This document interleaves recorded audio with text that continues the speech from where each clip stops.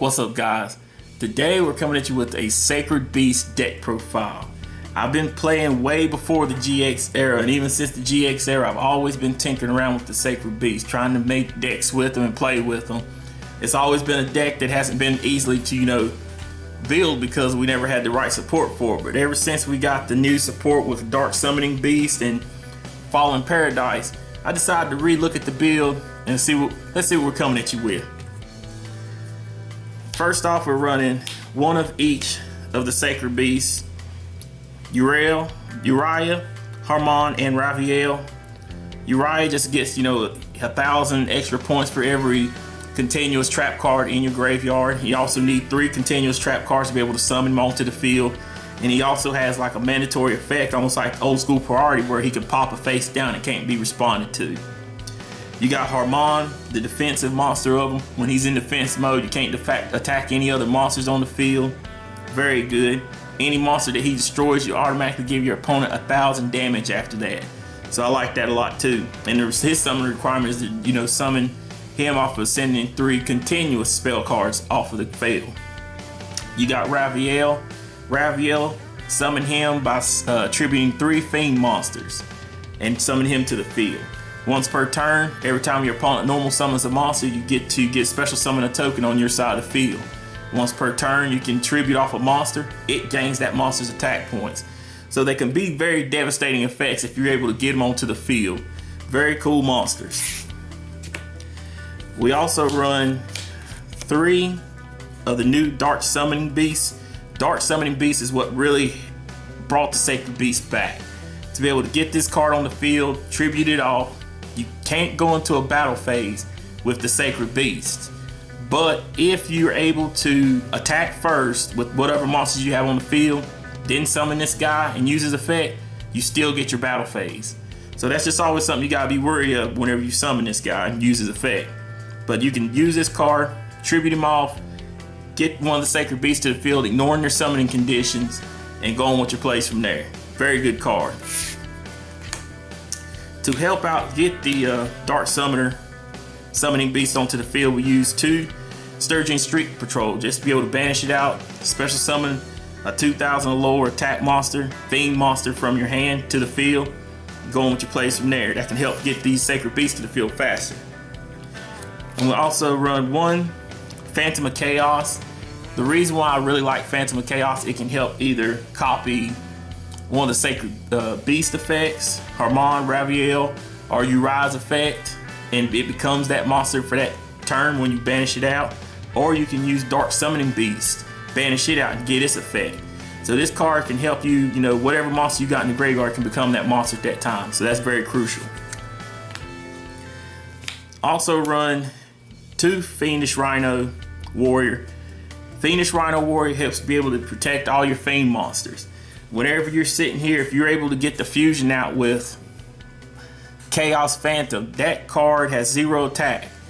This will help your fiend monsters that are low levels. Also too, helps them from being destroyed by card effects. So this guy can help the deck out a lot. You send this guy, send your Sacred Dark Summoning Beast to the graveyard, and be able to get other combo plays from there.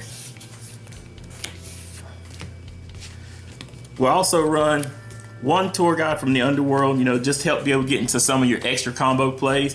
Go into a Dante, whatever you need to go into. Speaking of Dante, we found out that this deck runs really good with the Burning Abyss. So we run 1 Graph of the Burning Abyss to be able to special summon from the deck, go with your combos from there. Got 1 Seer from the Burning Abyss, Seer just to be able to reborn, keep the loop going with Dante. We run 2 Scarm to be able to get that search. You want to be able to get your Tour Guide at that end phase. You get your Tour Guide or whatever Burning Abyss monster you need. You start going combos for days after that. We run 2 Farfa. Farfa runs really good with your Beatrice. Get your Beatrice on the field. Hammer your opponent down. Run 1 Barbar for gain. Just be able to deal that life point damage because you need to get it. We run 1 Cagnia, just sometimes you might want to send that Fire Lake to the graveyard, and also on top of that, he's just another name. Run Calic, just be able to push back that face down card. It could be troublesome that is a strike or something. Go and get it out the way. go on with your plays. One Livid to be able to get that special summon from the hand. But the main thing I like about him, it negates the effect so that the Burning Abyss monster will not be destroyed. That's the most crucial thing I like about him the most, is that he can negate their effect on that, and you can keep going on with your plays. We run one Alec to be able to get that negate, almost like an effect Veiler. One Dragon. He's almost like a Scarm, but the main reason why I like his effect is to be able to set up your deck for your meals. You can set up whatever Burning Abyss cards you need on top of your deck, and then for that second meal, send it on off. There you got what you need. And lastly, we're on one Rubik just because he's a free special summon for the Burning Abyss, and he's going to help you go into your Virgil, your rock star. But that is it for our monsters. For our spell cards, I'll run one Foolish Burial to be able to send whatever monster I need, whether it be a Dark Summoning Beast, to be a Sturgeon Street Patrol, to be whatever Burning Abyss card I need, or even a Fiendish Rhino. Whatever monster I need, go on and send it right then and there. We run one Terraforming just to be able to get our field spell as fast as we can. And the field spell that we need, we run 3 Fallen Paradise. This is the main reason why I've been even messing around with the Dark Summoning Beast again. A card that can, once they're on the field, protects them from being destroyed by card effects and they can't be targeted. On top of that, you're able to draw 2 cards once per turn. So as long as you have a Sacred Beast on field, you have this out there, they're not going to be destroyed by Regekis, Dark Holes, things like that, and they're not going to be able to be targeted. Then after that, they're going to get free draws for days. So this card on the field with the Sacred Beast helps out the deck a lot. We also run 2 Allure of Darkness just to be able to draw through the deck and get to your combo pieces faster. And lastly, for our spells, we run 2 Twin Twister so we can pitch our Burning Abyss or whatever cards we need and be able to go with our combo plays as we push off that back row. And that's it for our spell cards. For our trap cards, we run 1 Fire Lake.